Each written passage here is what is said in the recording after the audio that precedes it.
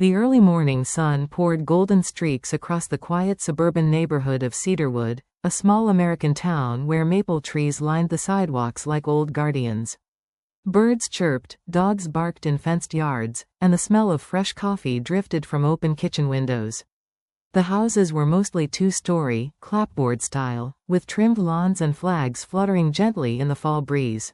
Ethan Miller, a 28-year-old graphic designer with messy chestnut hair, wore his neon blue Nike running shoes, gray joggers, and a faded Ohio State hoodie. He had recently taken up morning running, trying to shake off the sluggishness of remote work life.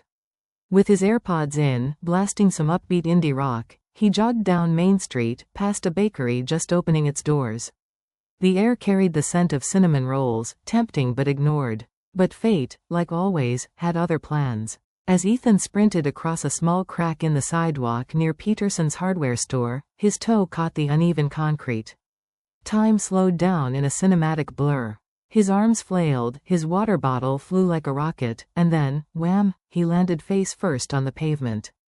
His phone skidded across the ground, screen up, mocking him. A couple of kids waiting for the school bus pointed and chuckled. An older man walking his golden retriever froze mid-step, then muttered, "Ouch. That's gotta hurt." Ethan sat up, knees scraped, palms burning, pride shattered. The embarrassment hurt worse than the bruises. He pulled himself to the curb, trying to laugh it off, but his cheeks burned hotter than the rising sun. Life has a way of tripping us when we least expect it, sometimes literally. Ethan thought his morning would be a simple run, a bit of sweat, a good playlist, and maybe a sense of accomplishment before logging into work. But one crack in the pavement turned into a lesson. Isn't that how life works? You think you've got it together, you're running, moving forward, proud of your pace, and suddenly you're flat on your face, with kids laughing and strangers staring. Falling is embarrassing, painful, and messy. But falling is also proof you're moving. Nobody trips standing still. In America, where success is celebrated loudly and failure often whispered about, a stumble feels heavier. But here's the truth. The sidewalk doesn't care how you fall, it cares how you get back up. The bruises, the laughter, the humiliation, all of it is just the setup for what comes next. Falling isn't the end of the story, it's the beginning of a stronger one. After limping home, Ethan cleaned his scrapes, changed into jeans and a plaid flannel shirt, and decided he needed caffeine and normalcy. He walked into Bean Brew, the town's cozy coffee shop, with its brick walls, Edison bulb lights, and the constant background of indie folk music. The place smelled of roasted beans and blueberry muffins. Behind the counter, Sarah Thompson, the barista in her mid-20s with curly brown hair tucked under a baseball cap, grinned. "Morning, Ethan. What happened to you? You look like you wrestled the pavement and lost." "Funny," Ethan muttered, forcing a smile. "Sidewalk 1, me 0. A couple of regulars overheard and chuckled. Mr. Donnelly, a retired mailman sipping his black coffee by the window, added, "Happens to the best of us, kid. I tripped carrying mail once and a chihuahua licked my wounds before I got up." True story. Ethan laughed despite himself. The sting in his pride eased slightly. He ordered his usual, medium latte with oat milk, and sat at a corner table. The cafe was alive with culture. Students with laptops crammed for midterms, moms in yoga pants catching up after school drop-off, and an older couple splitting a blueberry scone, their hands brushing like teenagers. Ethan opened his laptop, intending to get some work done, but the words blurred. Instead, he replayed the fall in his mind. Every stumble in his life suddenly resurfaced. The time he messed up a job interview, the college exam he failed, the girl who ghosted him after 3 dates. He wondered if maybe falling wasn't an accident, it was a pattern. Falling doesn't always happen on sidewalks. Sometimes it happens in classrooms, in offices, in relationships. Ethan sat in that coffee shop surrounded by the quiet hum of American life, the smell of muffins, the chatter of neighbors, the buzz of laptops, and realized that falling is universal.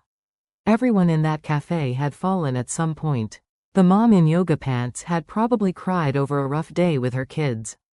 The old couple had likely faced years of arguments before rediscovering tenderness. The truth is, America may love the glossy highlight reel, the touchdown passes, the college graduations, the corner offices, but behind every proud moment is a stumble nobody posted on Instagram. Falling is not a mark of weakness, it's proof of trying. And when people laugh, when strangers notice your scrape, you have two choices: shrink or smile. Ethan was beginning to see that his scrape wasn't the end, it was his ticket to a bigger lesson brewing alongside his latte. That evening, Ethan's best friend Marcus, an upbeat, athletic guy with a buzz cut and endless optimism, showed up at his apartment with pizza and a six-pack of root beer. Marcus, dressed in basketball shorts and a hoodie, dropped the pizza box on the table. "Dude, heard you ate it on Main Street. Congratulations, you're officially Cedarwood's first sidewalk victim of the season." Ethan groaned. "Why is everyone finding this so funny?" "Because," Marcus said, grinning, "it's hilarious. But also, it's not the fall that matters. It's the bounce back. You know me, I bombed that chemistry exam junior year, thought I was doomed. But then I retook it, studied harder, and ended up tutoring half the class. That failure? Best thing that happened to me. Same goes for you. This fall's just practice for your comeback." Ethan leaned back on his couch, pizza slice in hand, and sighed. "You make it sound so simple." "Because it is," Marcus replied. "Stand up stronger. That's it. Everyone falls. Hell, if you're not falling, you're not moving. Question is, what do you do when you hit the ground?" The two friends spent the evening laughing, swapping embarrassing stories, and realizing that maybe the fall was just another chapter in the ongoing comedy of adulthood. Friends are the mirrors that reflect our strength when we forget it. In every American town, friendships are stitched into the fabric of resilience, whether it's over pizza, beer, or just laughter. Marcus wasn't just cracking jokes, he was handing Ethan a lifeline. Every stumble in life is an opportunity disguised as humiliation. The scrape on your knee isn't just pain, it's proof you're alive, in motion, and capable of getting stronger. Sometimes, it takes a friend's laughter, a reminder of their own falls, to make you see your strength. Because when you stand up, you don't just rise alone, you carry with you the shared resilience of everyone who ever fell and got back up. A week later, still sore in spirit but healing in body, Ethan reluctantly joined Marcus at the Cedarwood Joggers Club, a community group that met every Saturday morning at the park. The park was classic Americana: baseball fields, kids on swings, joggers stretching by benches, and an ice cream truck already playing its jingle.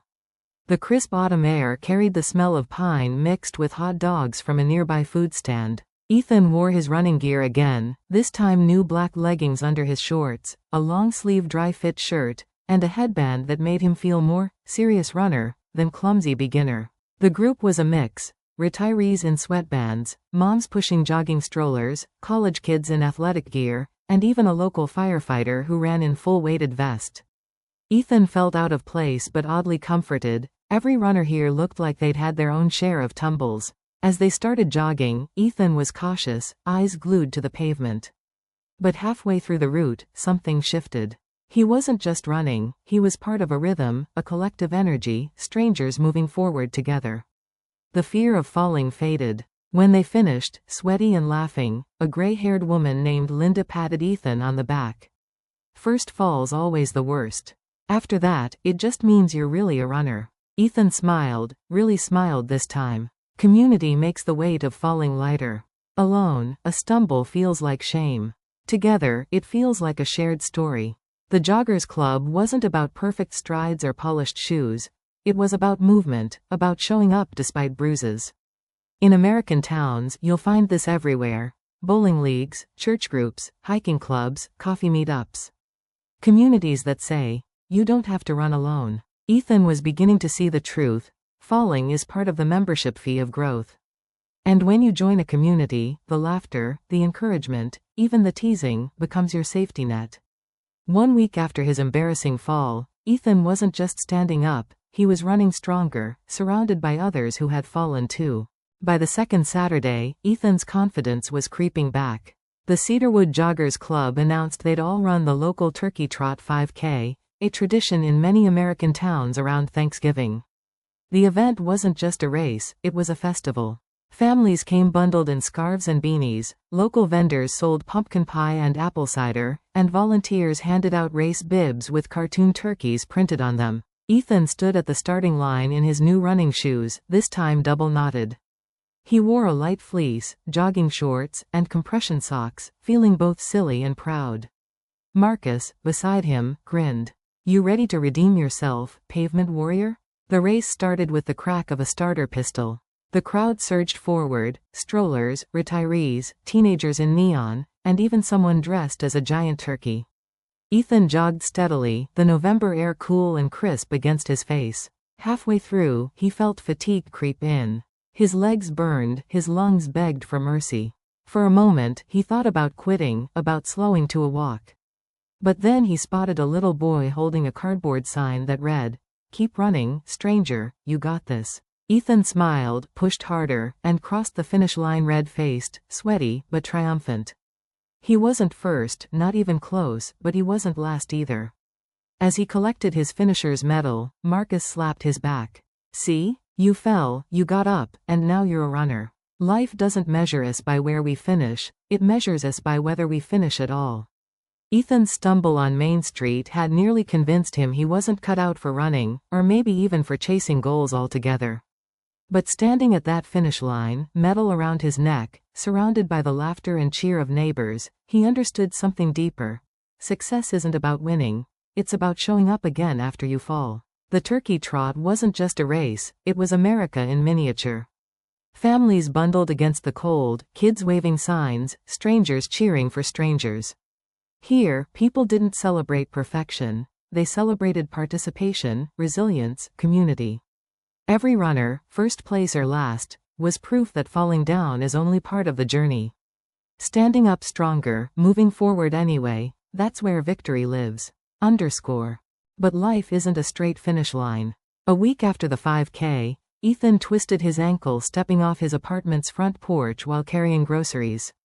The bags burst open, apples rolling across the driveway, a carton of eggs cracking against the pavement. He sat on the cold concrete, clutching his ankle, furious. The American winter was setting in, with shorter days and colder nights. Cedarwood's houses now glowed with Christmas lights, inflatable Santas, and wreaths. Neighbors wore heavy coats, wool hats, and boots, greeting each other with, "Stay warm," as they shoveled snow. Ethan, meanwhile, sat indoors with his foot propped up, ankle-wrapped, watching runners pass by outside his frosted window. Frustration boiled. "What's the point?" he muttered to himself. "Every time I start getting ahead, I fall again. Maybe running isn't for me." That evening, Sarah, the barista, stopped by with a thermos of hot cocoa and a paper bag of scones. "Heard about your ankle," she said. "Figured you could use something sweet." Ethan thanked her, embarrassed. She smiled. "You know, I failed my driver's test twice before passing. Thought I'd never get it. But each time, I learned something. You're learning too, just a little more painfully." Her kindness stuck with him. Maybe this wasn't a sign to quit, but another test to endure. Falling twice feels worse than falling once. The first stumble can be written off as bad luck. The second feels like fate laughing at you. Ethan sat in his small apartment, the hum of the heater filling the silence, and wrestled with the thought that maybe he wasn't meant to succeed. But setbacks aren't punishments, they're reminders. Every fall is a checkpoint, not a dead end. The twisted ankle, the cracked eggs, the rolled apples, they weren't signs of failure. They were symbols of life happening in all its clumsy, messy truth. And in America, where resilience is stitched into the culture, where pioneers crossed rivers, immigrants rebuilt lives, and athletes played through pain, quitting was never the answer. The ankle would heal. The question was, would Ethan's spirit heal too? 2 weeks later, hobbling but healing, Ethan was back at Bean Brew when he struck up a conversation with Mr. Donnelly, the retired mailman. The older man wore his usual flannel shirt tucked into jeans, sipping coffee with a kind patience that only comes from decades of delivering letters in rain, snow, and heat. "You look restless," Donnelly said. "Yeah," Ethan admitted. "I keep falling, literally. I don't know if I should keep trying." Donnelly chuckled. "Kid, I delivered mail for 35 years. Slipped on ice more times than I can count, chased by dogs, stung by bees, nearly run over twice. You know what kept me going? One thought. The mail has to get through. No matter what. People depend on it. Falling wasn't failure, it was part of the job." Ethan listened, captivated. Donnelly leaned closer. "You're focusing too much on the fall. Focus on the reason you run. Is it health? Pride? Proving something to yourself? Find your mail, kid." Once you know why you're moving, falling won't stop you, it'll strengthen you. Ethan left the cafe with those words echoing in his mind. Wisdom doesn't come from books alone, it comes from sidewalks, from porches, from years of living. Mr. Donnelly wasn't just telling Ethan about mail, he was handing him the universal truth of resilience. Every American town has its unsung heroes, the mailman, the firefighter, the teacher, ordinary people who carry extraordinary strength.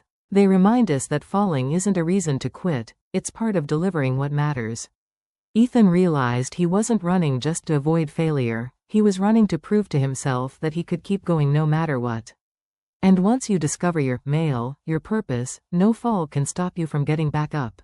Spring arrived in Cedarwood with blooming dogwoods, the smell of cut grass, and neighbors emerging in shorts and t-shirts. Ethan's ankle had healed, his confidence rebuilt. The Joggers Club planned a 10K charity run for cancer awareness. Ethan signed up, determined not just to finish, but to run with joy. At the starting line, sunlight warmed the crowd. Marcus stood beside him, Sarah waved from the sidelines, and even Mr. Donnelly showed up, cheering with his golden retriever.